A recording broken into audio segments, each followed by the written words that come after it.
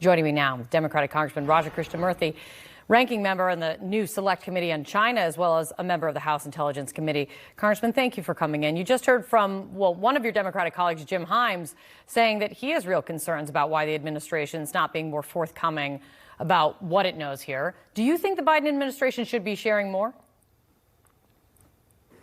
I think they have been. We've just received a classified briefing about the CCP balloon before we left town. We're going to be receiving briefings about the latest shoot downs pretty soon. I think that the administration is taking the responsible position that they need to examine the wreckage as well before they are able to give us answers to all of our questions. And for that matter, the Canadians are doing the same. So I think that we're going to receive the information we need in short order. Real quick, you mentioned you're going to get a briefing soon. My colleague Monteraju is reporting that senators are going to be receiving a classified briefing on Wednesday. Do you have a date when you all will be receiving the same? I don't think we've received the exact date and time, but we are in constant communications with the administration at this point about what's happening, and I expect we'll receive a classified briefing in due course as well. Do you think, I know you said you think that the administration is what I hear from you is taking appropriate time to figure out what they have before they come out and speak. But do you want to hear from the president on this? I mean, after 3 shoot downs in the weekend, do you think he should come out and say something? I think he will. But I mean, at the bottom line is this, which is that before they have the information about the wreckage, I think that, us speculating about what that wreckage is or what actually came down is premature. What we do know is what the DOD has said, which is that they've intensified the nature of their radar to pick up even smaller objects than they have in the past.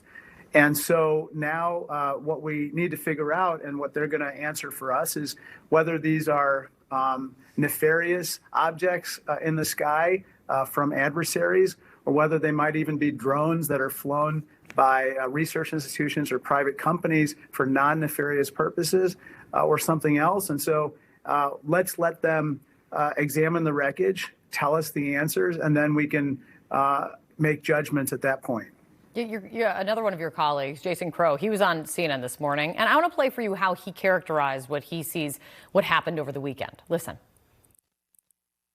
These are not posing a threat to the United States or to Americans. These are benign objects from what we can tell. And again, this is not a new phenomenon either. We've had UAPs come in within the United States for years now, but this is a different dynamic now, and we're deciding to take these objects down.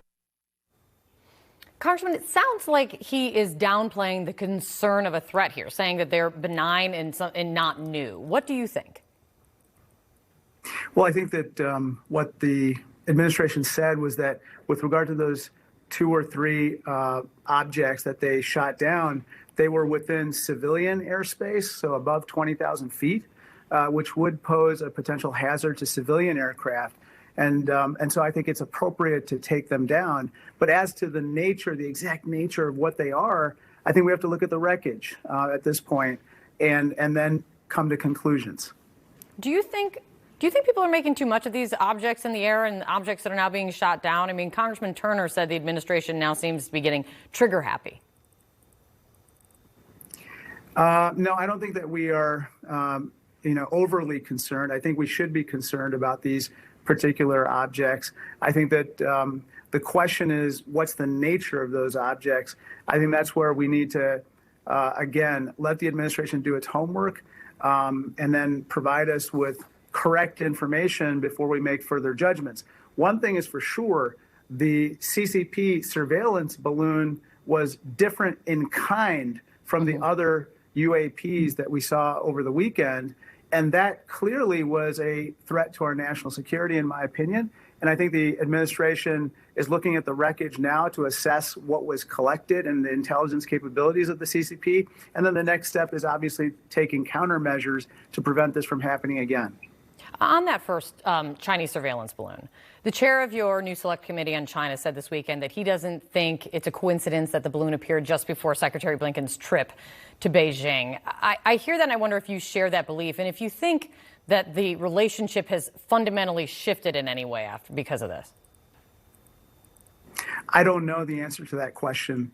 There's still an assessment being done as to whether the top leadership of the Politburo or the People's Liberation Army actually knew about this balloon, or the foreign ministry knew about this balloon at the same time that Secretary Blinken was coming to Beijing, in which case we would question the sincerity of their diplomatic overtures, or whether this particular program was kind of running on autopilot, and so to speak, or lower levels of the leadership knew about it, but not the top leadership. Either way, it's a problem, as you know, because the CCP has massive, surveillance capabilities, and has the, if there's any miscalculation, it could have grave consequences, regardless of whether it's intentional or unintentional.